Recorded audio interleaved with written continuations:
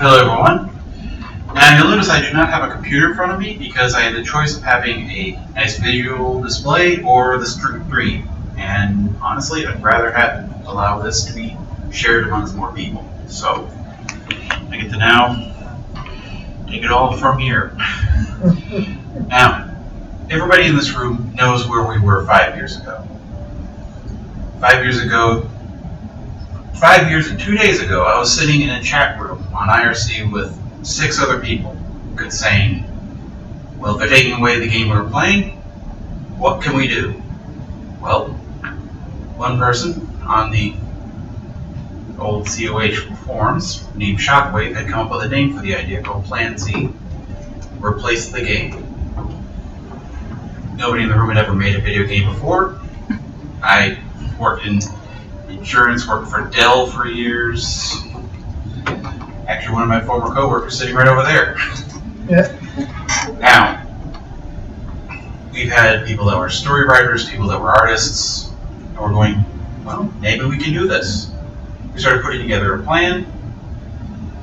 About a year later, we presented our plan on Kickstarter. We had a successful Kickstarter, raised for almost twice what we asked for. And that's when everything starts hitting the pavement, when you start getting the pressure on you.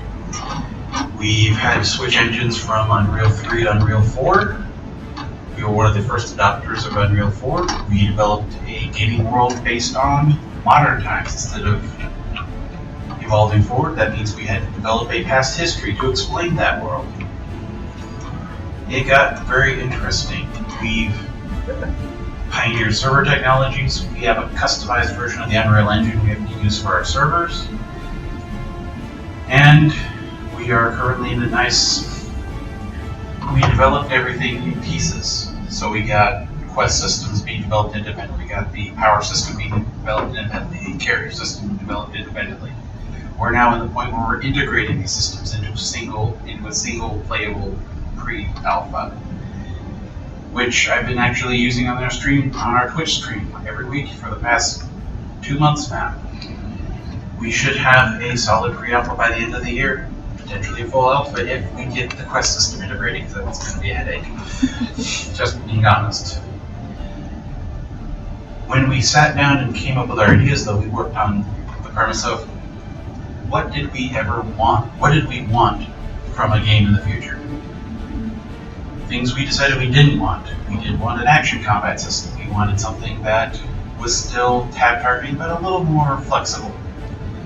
We've got a nice combat system as a result. We wanted to, instead of having 18 power sets that were effectively the same flavor vanilla with extra sprinkles and different colors, we came up with, okay, instead being able to customize it the way you want. So instead of having you ever actually broke it down, you had katana set and you had broadsword set that were functionally the same sets, just with different animations.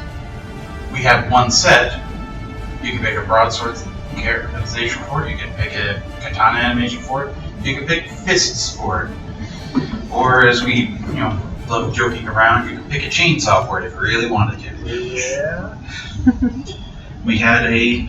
We've shown off a few weeks ago one of our controller animation sets that instead of the guy standing there holding his head in pain or being tormented by ghosts, it's the guy's held in place by the fact he's stuck dancing. Dance gun for the win. We built their system to be incredibly flexible. So we don't have one big meta plot. Instead, we have story arcs, storylines that go from 0 all the way to 50. And you can flip between them as you progress, so it ends up with the story being the way you want it. So you may want your character to forever be the guy fighting in the streets, or you might want to be the guy that goes into epic space combat eventually in the future. You can switch between them. You could have the space combat guy that ends up fighting in the streets at the end of his career. You could have the mystical knight that ends up working for the police. And that's the way we want to do it. We want to basically take all these powers, all this capability, and put it in the player's hands. Been a lot of work. We are doing it all volunteer, doing it all part-time. Used our Kickstarter funds to buy the equipment so that way we can actually pull it off. We've got the license to Unreal. We ended up buying software for everybody, buying some hardware, and paying for the servers to run it all. Taken us a lot longer than we expected to get to this point, but I'm pretty happy we got here. If you want to know our history, what we came up with was the most, honestly, these, from a story standpoint, the laziest origin possible for heroes. Yeah. They've always been there. Instead of a big event or mystical box that gets opened, instead it's, well, there have always been these people that did something strange. But the communication between areas wasn't there, so they ended up being considered folklore or urban legend. So in our world, Pecos Bill was a real person somewhere. Same with Paul Bunyan. We have real people. Theodore Roosevelt got shot in the chest right before his speech, slugged the guy, knocked him out, got up there and gave his speech. In the real world is because he shot his speech, which was a substantial piece of paper in his pocket. But in our case, no, he was just one of the special people, one of the people that society is called Titans. Hence the game's name. We set it in a modern urban city on the northern side of New England. If you actually look at a real world map, it's around where Gloucester, Massachusetts is. We picked it because it's an area that is, if you've ever been there in the real world, it's a marsh. Nobody lives there, nobody cares about it. So we're like, okay, we'll put it here. We used real world maps to develop it. We used actual people. Well, two of our volunteers are civil engineers. They developed the street maps to it. And I've had to rebuild those a couple times. It didn't work out. Yeah. I ended up working on the map team for the most part, so I've now rebuilt the city. I'm currently on version 6 of the city.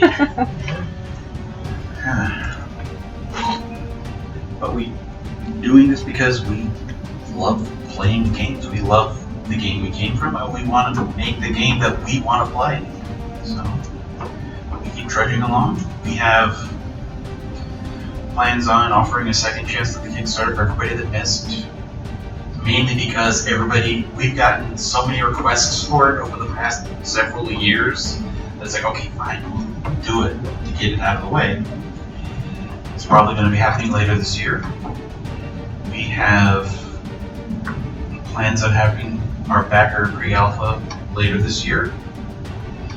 Honestly, if we had a few more systems integrated, we could do it probably in the next 2 weeks, but they're not integrated yet, so I'm not going to sit here and give you a given timeline because we've had times when we've got stuff we sat down and the next day we got it working, and sometimes it's taken us, we began integrating that in March. Yeah. We're making the game that we wanted to play, that a lot of you have told us that you want to play.